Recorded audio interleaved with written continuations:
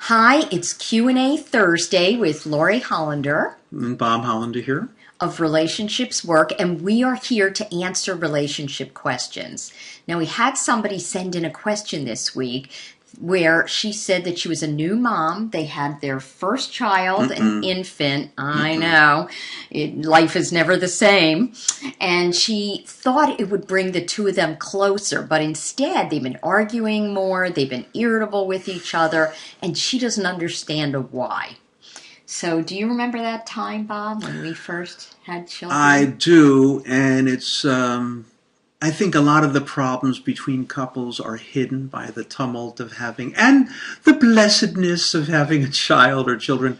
But the dynamics of the relationship significantly change, and it's sometimes under the radar. Mm-hmm.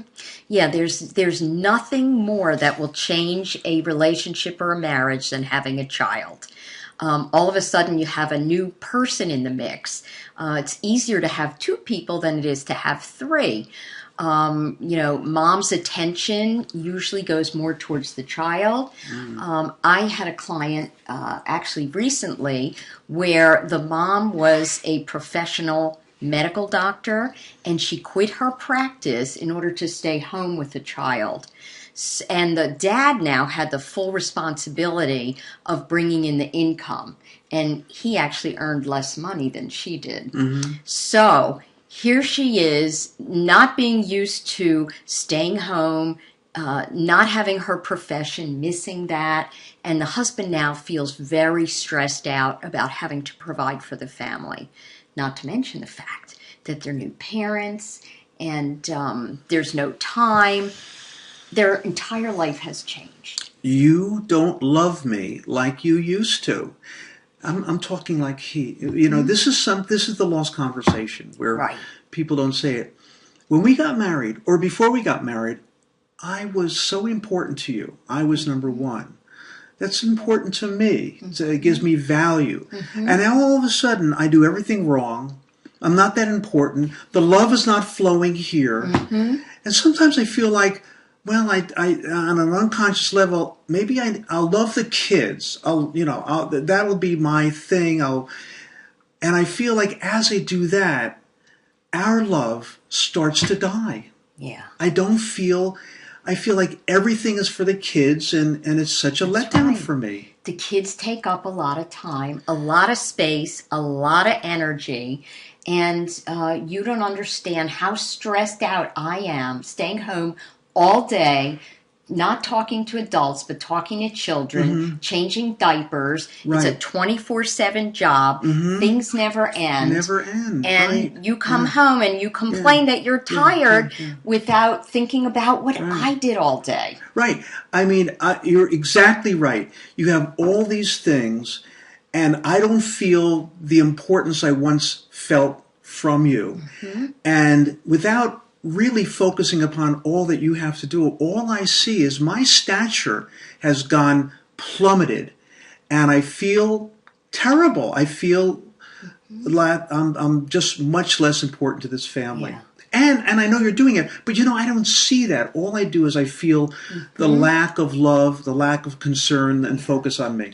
And from my chair, you've withdrawn from me. You're on your cell phone 24/7, even when we have like 30 minutes at night after, the kids go to bed. Right. You don't pay any attention to me. I feel like you're withdrawn. Yeah, I do withdraw because I'm feeling unloved, and I think I resent that. Mm-hmm. And I'm not feeling it from you. Mm-hmm. So, yeah, I do withdraw. Mm-hmm. That's right.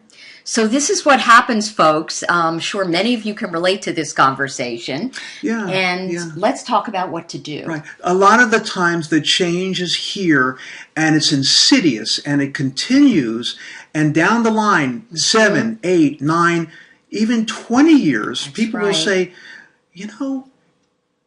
I know you have feelings for me. You once expressed them, and the love kind of has died. Mm-hmm. And the thing is to try to figure out at what point did it start dying. And a lot of times you look at that developmental stage in the relationship. Right after kids. And that is because there is too much to do, and people put their marriage on the back burner, and they stop feeding their love. Love does not last all by itself, which is, I think, what most people believe.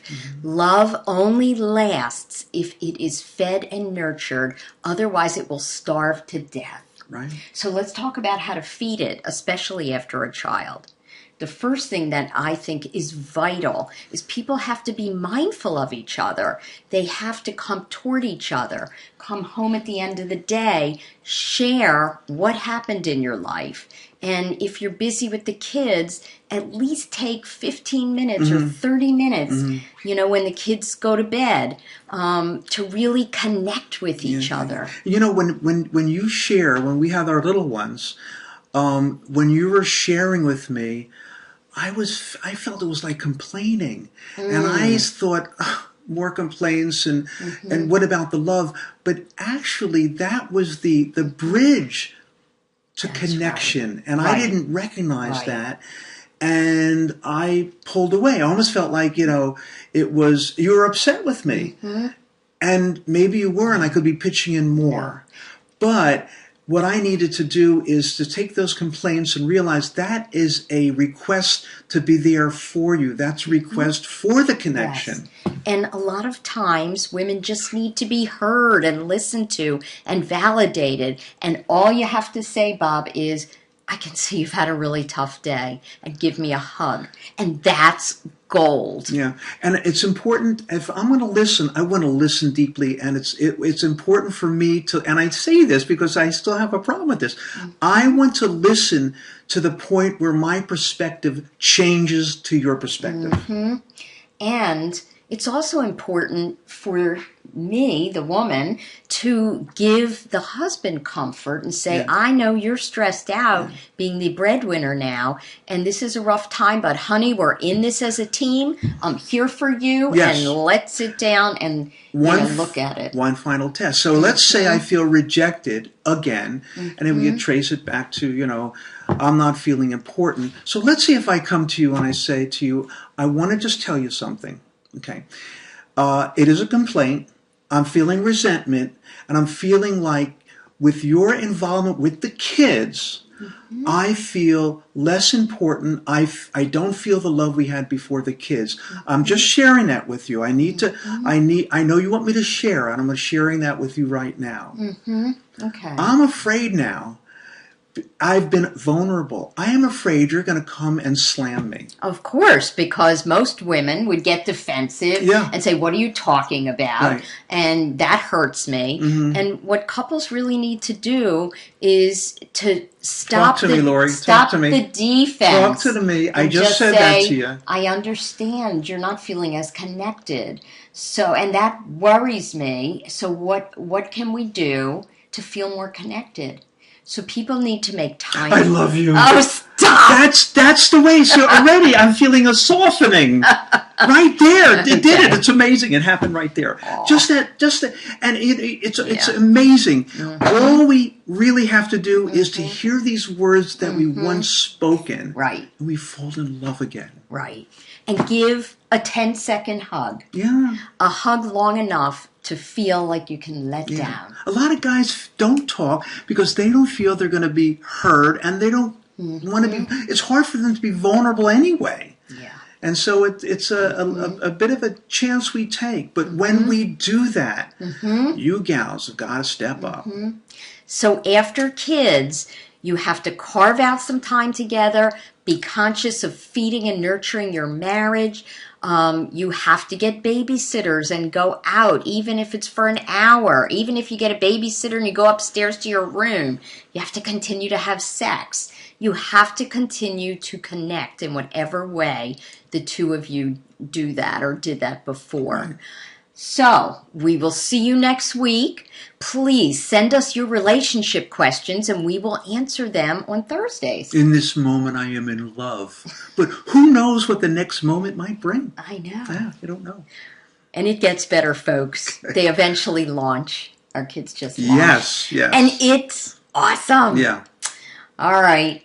Take care. I'll see you. Bye-bye. Bye.